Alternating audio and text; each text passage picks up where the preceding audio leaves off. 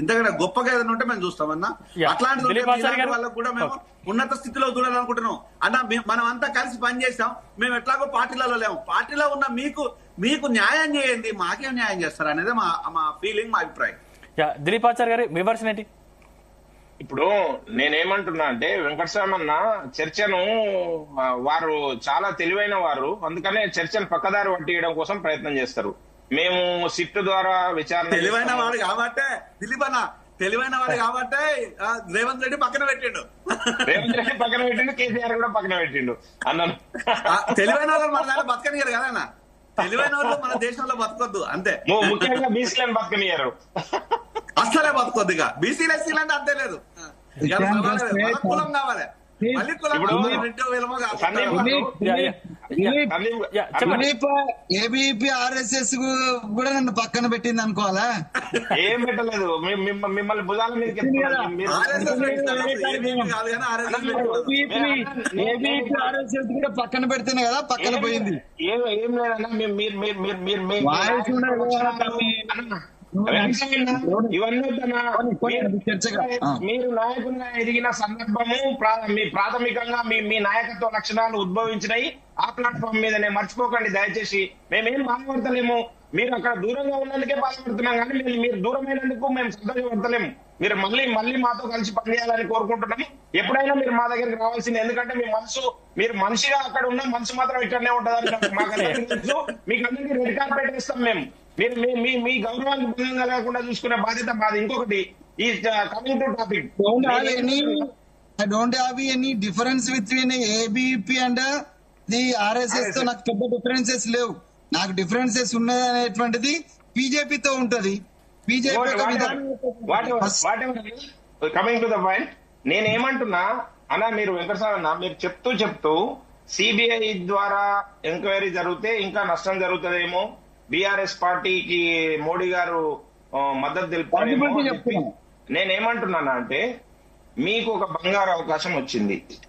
మీరే చెప్తా ఉన్నారు ఇప్పటిదాకా మాట్లాడితే తెలంగాణ విధ్వంసం జరిగింది, దానికి కారణము కర్త కర్మ క్రియ కేసీఆర్ గారు. ఏ కార్యక్రమం తీసుకున్నా, ఏ ప్రోగ్రాం తీసుకున్నా ఇందువల్ల అందులో ఏదైనా సందేహం వలదు, ఎందెందు వెతికినా అందందే అవినీతి కలదు అని చెప్పి మనకి కళ్ళకు కట్టినట్టు కనబడతా ఉంది. మీకు చిత్తశుద్ధి ఉంటే, మీకు నిజాయితీ ఉంటే దయచేసి కేసీఆర్ అండ్ కంపెనీ, ఆ కంపెనీ పైన మీరు చర్యలు తీసుకోండి. ఒక్కటంటే ఒకటి నిర్దిష్టమైన చర్య ఈ 18 నెలల కాలంలో చిన్న వాళ్ళని తప్ప మీరు ఎవరిపైన చర్య తీసుకున్నారో, ఇంతకుముందు డాక్టర్ గారు కరెక్ట్ అడిగారు. మీరు చర్యలు తీసుకోవాలనుకుంటే ఎవరో కనిపిస్తారు తొందరగా, వాళ్ళ మీద ఉరుకురికి చర్యలు తీసుకుంటా ఉంటారు. మీకు ధైర్యం లేదు. నేను అదే అంటున్నానా, మీరు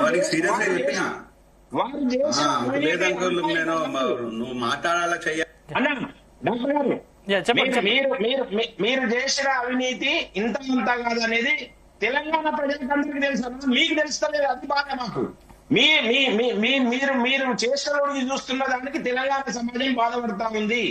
ఎందుకు కౌశిక్ రెడ్డిని అరెస్ట్ చేసిన వాళ్ళు ఉత్సాహంగా పోయి కౌశిక్ రెడ్డిని ఎయిర్పోర్ట్ లో తీసుకొని పోయి అరెస్ట్ చేసిన వాళ్ళు కేసీఆర్ రెడ్డిని అరెస్ట్ చేయలేకపోతున్నారు?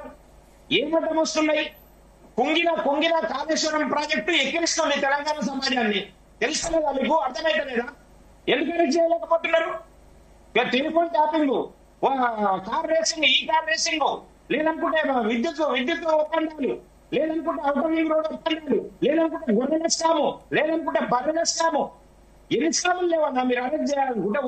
ఒక్కటి చెప్పండి మీరు తీసుకోవాలి చర్యలు. ఈ 18 నెలల కాలంలో మీకు ఇచ్చిన సమయం ఎంత? 5 సంవత్సరాలు. గడిచిపోయిన సంవత్సరాలు ఎంత? ఎన్ని సంవత్సరంన్నర? మీకుంటా పుణ్యకం ఎంత? 3.5 సంవత్సరాలు. మీరు ఏం చేస్తారని చెప్పి మేము ఊహిస్తాము. మీరు ఏం చేస్తారన్నా? మీ వల్ల జరిగేదే ఉంది. వాళ్ళ దగ్గర రూపాయలు ఒప్పందాలు తీసుకొని, టేబుల్ కింద నుంచి డబ్బులు తీసుకొని మీరు కేసులలో కాంప్రమైజ్ అయ్యి ఎవరిని అరెస్ట్ చేయకుండా దొంగలు కాపాడుతూ ఉన్నారు. నేను దానికి ఒక దృష్టాంతం చెప్తా సందీప్ గారు, చెప్పండి. నేను ఒక చిన్న ఉదాహరణ చెప్తా. వెంకటస్వామిలకు ధైర్యం ఉంటే చెప్పమని చెప్పండి. రాష్ట్ర ప్రభుత్వము విజిలెన్స్ కమిటీ కాళేశ్వరం కమిషన్ పైన, కాళేశ్వరంలో జరిగిన అవినీతి పైన కమిషన్ కాకుండా, పీసీ ఘోష్ గారి కమిషన్ కాకుండా విజిలెన్స్ కమిటీ వేసింది ఒకటి. విజిలెన్స్ కమిటీ 35 మంది అధికారుల పైన చర్యలు తీసుకోమని చెప్పి దాంట్లో 17 మంది అధికారుల పైన, ఇంక్లూడింగ్ ఈఎల్సీ, అప్పటి ఈఎల్సీ పైన క్రిమినల్ చర్యలు తీసుకోమని చెప్పి సిఫార్సు చేసింది విజిలెన్స్ కమిటీ. దాంట్లో 17 మంది పైన క్రిమినల్ చర్యలు తీసుకోమని చెప్పి సిఫార్సు చేస్తే దాంట్లో 5 మంది అధికారులకి పదోన్నతి కల్పించారు, అంటే ప్రమోషన్ ఇచ్చారు. ప్రమోషన్ ఇచ్చి అధికారులను పక్కన పెట్టుకున్నారు. దొంగలతో సహవాసం చేస్తున్న ఈ రాష్ట్ర ప్రభుత్వం, రేవంత్ రెడ్డి ప్రభుత్వము న్యాయం చేస్తుందంటే నమ్మమంటారు మమ్మల్ని. ఎందుకు ఇలా మనసు తప్పుకొని మీరు సపోర్ట్ చేయడం కోసం ప్రయత్నం చేస్తా ఉన్నారు? వెంకటస్వామి గారు సపోర్ట్ చేస్తా ఉన్నారు. దొంగలకు మీరు సపోర్ట్ చేసుకుంటా మేము చేస్తామేమో, కేసీఆర్ సపోర్ట్ చేస్తామేమో అని చెప్పి లేని ఊహాజనితమైన ప్రశ్నలు తీసుకొని వచ్చి ప్రజల్ని మభ్యపెట్టడం కోసం, తప్పించుకోవడం కోసం ప్రయత్నం చేయకండి అని దయచేసి జీ న్యూస్ వేదిక ద్వారా నేను మిమ్మల్ని చేతులెత్తి వేడుకుంటున్నా. వెంకటస్వామి గారు అన్మ్యూట్ చేసి మాట్లాడరా? వెంకటస్వామి గారు మీ వాయిస్ అన్మ్యూట్ చేసి మాట్లాడరా? ఓకే. సో దిలీప్ గారి యొక్క డిమాండ్ ఏదైతుందో, లేకపోతే జయన్ యొక్క డిమాండ్ ఏదైతుందో సిబిఐకి అప్పగించాలనే దాంట్లో మాకు పెద్దగా అభ్యంతరం లేదు. బట్ ఒక కేసు విషయంలో సిట్ యొక్క, అంటే స్టేట్ కి సంబంధించినటువంటి ఒక సంస్థ యొక్క ఎంక్వైరీ నడుస్తున్న టైంలో దాన్ని తీసి, అంటే ఆన్ వాట్ బేసిస్ ఇమీడియట్ గా మనం సిబిఐకి ట్రాన్స్ఫర్ చేస్తామనేటువంటిది ఒకసారి అది అంటే technically or the constitutionally it is not possible. అది ఒకటి స్పష్టం. నేనేమంటున్నా అంటే అల్టిమేట్ గా ఒకవేళ సిబిఐకి ఇవ్వాల్సి వస్తే మాకేం అభ్యంతరం లేదు. రెండోది, నేను ఊహాజనితమైనటువంటి మాట మాట్లాడతలేను మిత్రమా దిలీప్. అనేక సందర్భాలు టిఆర్ఎస్ పార్టీ మీద అనేక ఆరోపణలు బీజేపీ చేసిన, అమిత్ షా గారు వచ్చి, ప్రధానమంత్రి గారు వచ్చి దేశంలో ఇంతకంటే పెద్ద అవినీతి ముఖ్యమంత్రిని నేను చూడలేదని చెప్పి స్టేట్మెంట్ ఇచ్చిన, దానికి సంబంధించినటువంటి ఎలాంటి చర్యలు మీ కేంద్రం నుంచి ఏదైనా చిన్న విషయం, చివరికి 11 ఏండ్లుగా అనేక మంది దొంగలను ఉపేక్షించినటువంటి మీరు మా చిత్తశుద్ధిని ప్రశ్నించడం హాస్యాస్పదం. ఎవరు ఆమె కవిత, లిక్కర్ రాని కవితను అరెస్ట్ చేయడానికే ఎంత తాత్సారం చేసినారు, ఏం చేసినారు, అల్టిమేట్ గా చేసినారు, అదే విషయం. కానీ ఎంత తాత్సారం చేసినలో మీరు చూసినారు. సో మీరు ఇవన్నీ కూడా మాటికి మా చిత్తశుద్ధి, అసలు ఎంక్వైరీ నడుస్తుంది మిత్రమా. అది కాళేశ్వరం కావచ్చు, ఇది కావచ్చు.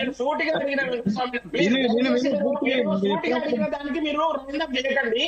నేను విజిలెన్స్ కమిటీ ఇచ్చిన రిపోర్టు పైన మీ చర్యలు, వారిపైన చర్యలకు 100% ఉంటాయి. విజిలెన్స్ కమిషన్ ఇచ్చిన చెప్తున్నా విను, ఇక అడిగిన అర్థమైంది నాకు. అకల్మాన్ కు ఇషారా కాపీ సో నాకు అర్థమైంది. విజిలెన్స్ కి సంబంధించినటువంటి కేసుల విషయంలో కొద్దిమంది మీద ఆల్రెడీ వాళ్ళను పిలిచినారు, కొంతమందిని సస్పెన్షన్ లో పెట్టినారు, కొంతమంది ఉన్నారు, వాళ్ళు 38 మంది ఉన్నారు, అందరి మీద చర్యలు తీసుకుంటారు. కానీ ఇప్పుడు మళ్ళీ ఇదే ప్రతిపక్షాలు ఏమంటాయంటే ఈ అధికారులను మాత్రం చర్యలు తీసుకున్నారు, బలిపశువులు చేసినారు, మీరు అసలైన రాజకీయ నాయకులను పట్టుకుంటలేరు అనేటువంటి మాట కూడా మన అందరి నుంచి వస్తుంది, నాతో సహా మీతో సహా వస్తుంది. But it is going on believe. 38 members సంబంధించినటువంటి విజిలెన్స్ కమిషన్ ఇచ్చినటువంటి అందరి మీద చర్యలు ఉంటాయి, చర్యలు కొనసాగుతున్నాయి, చర్యలు జరుగుతున్నాయి. సో రెండో ప్రమోషన్ నేను ఇప్పుడు నేను ఒక ఉద్యోగస్తుని మిత్రమా. ఉద్యోగ సంఘాల నుంచి ఆయన కూడా ఆడ కూర్చున్న డాక్టర్ సాబ్ కూడా ఉద్యోగస్తుడు. ఉద్యోగ సంఘాలకు సంబంధించి నామ్స్ ఉంటాయి, మాకు కూడా కొన్ని హక్కులు ఉంటాయి. వాడు దొంగ అయినా కూడా హక్కు ఉంటది, దొంగ అయినా కూడా ఉరిశిక్ష చేసే ముందు కూడా అడుగుతారు. ఒక్క నిమిషం దిలీప్ భాయ్ నేనేమంటున్నా అంటే ఒక్కసారి మనసుతోటి వివరించి, మన మోడీ సాబు గత 11 ఏళ్లలో ఎంతమంది దొంగలను వదిలిపెట్టిండు, ఎంతమందిని ఉపేక్షించిండు, ఎంతమంది మోదీ గారు అలా చేశారని కాంగ్రెస్ ప్రభుత్వం చేస్తుంది అనుకోవచ్చా? చేసుకొని తర్వాత మా చిత్తశుద్ధిలో